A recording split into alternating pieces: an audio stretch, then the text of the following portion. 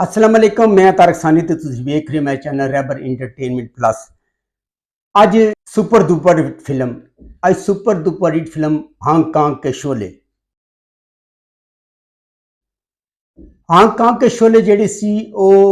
एक platinum jubilee film सी और बड़ा ही बेहतरीन और बड़ा ही शानदार उसने बिजनेस किया सी। ईद उल फितर के मौके पर यह फिल्म रिलीज हुई सी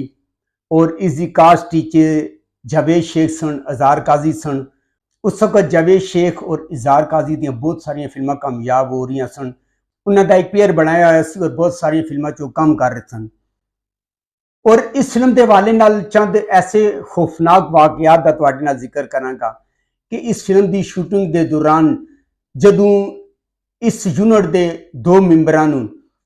श्रीलंका शूटिंग के दौरान उन्होंने तामल छापा मार समझ के श्रीलंका की जिहड़ी मिलिटरी सी उसने उन्होंने तामल छापा मार समझ के गिरफ्तार क्यों किया सी और बैंकाक सफर के दौरान हाईजैकर उन्होंने क्यों समझा गया। ये यूनिट के मैंबरान सन उस सफर के दौरान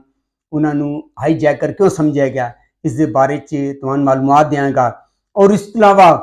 मूसा कुरैशी के एक सीन के दौरान जदों होटल विच नुकसान होया तो इस फिल्म के हिदायतकार जान मोहम्मद ने हज़ारों डॉलर क्यों अदा किए, ए बारे तुहानूं मुकम्मल मालूमात देंगा। हांगकांग के शोले जैसा कि मैं तुहानूं पहले दस्या कि अपने दौर की सुपर डुपर हिट फिल्म सी। प्लैटिनम जुबली का एजाज इस फिल्म ने हासिल किया सी और इस फिल्म की श्रीलंका और बैंकाक के अंदर शूटिंग हुई और श्रीलंका के अंदर यूनिट शूटिंग कर रहा सी और एक सीन सी जिहदे विच उन्होंने ब्लास्ट करना सी और ब्लास्ट करने वास्ते उन्होंने बारूद की जरूरत सी और उन्होंने अपने जो दो मैंबर सन उन्होंने बारूद लैण वास्ते भेजा और जदों बारूद लैके वापस आ रहे सन तो मिलिटरी चैकिंग होती है रस्ते और मिलिटरी चैकिंग के दौरान उन्होंने को बारूद बरामद होया। जदों उन्होंने को बारूद बरामद होया तो श्रीलंकन जिहड़ा मिलिटरी सन उन्होंने तामल छापा मार, क्योंकि उस वक्त श्रीलंका के अंदर तामल छापा मारन का रोला सी और तामल छापा मार समझ के मिलिटरी ने उन्होंने गिरफ्तार कर लिया। और जदों यूनिट के मैंबरां नूं पता चलिया वो गए और उन्होंने जाके उन्होंने समझाया बुझाया और उन्होंने इजाजतनामा दिखाया कि यह जिहड़ा बारूद है यह फिल्म की रिकॉर्डिंग के दौरान इस्तेमाल होएगा। और जदों उन्होंने मिलिटरी वाले ने इस गल समझाया कि गल समझने तो बाद मिलिटरी वाले ने उन्होंने रिहा कर दिता।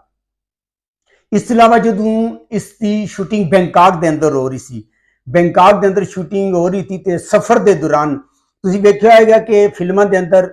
उस टाइम स्टेन गन्ना जिहड़ियां नकलियां होंदियां सन वो चलदियां सन और जदों सफर कर रहे सन तो चैकिंग के दौरान उन्होंने समान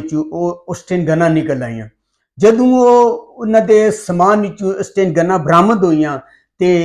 जिहड़े बैंकाक पुलिस सी उन्होंने उन्हें हाईजैकर समझ लिता और गिरफ्तार कर लिता। जदों यूनिट के मैंबरां नूं पता चलिया और आए और उन्होंने बकायदा इजाजतनामा दिखाया और उन्होंने दस्सिया कि यह जिहड़ियां स्टेन गन्नां ये नकलियां और शूटिंग के दौरान इस्तेमाल की जांदियां। जदों उन्होंने इजाजतनामा और सारी गल समझाई गई फिर जाके यूनिट के मैंबरां की जान छुटी।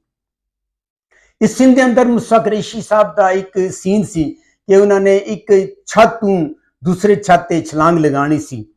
उत्थे जिहड़ियां छत्तां होंदियां ना वो गन्ने दियां, गन्ने का जिहड़ा होंदा ना गन्ने दे नाल छत्तां बणियां होंदियां और वो जिहड़ियां सन उन्होंने गन्ने ने दे नाल छत्तां नूं बनाया गया सी और रंग रोगन किया गया सी और 6 मंजिला सन। जदों मूसा कुरैशी साहब ने उस छत ते छलांग लगाई चूंकि गन्ने दियां सन और वजन मूसा कुरैशी साहब का बहुत ज्यादा सी, उन्हों का वजन वो छत बर्दाश्त न कर सकी और मुसलसल जिहड़ा 6 छत्तां फड़दे तले आ गए। जदों वो 6 छत्तां फड़दे तले आ गए तो होटल के अंदर जिस जगह शूटिंग हो रही सी उत्थे बहुत सारा शोर पै गया, बहुत सारे लोग इकट्ठे हो गए और होटल इंतजामिया ने उन्होंने काबू कर लिया। और काबू करने तो बाद जदों इस फिल्म के डायरैक्टर नूं पता चलिया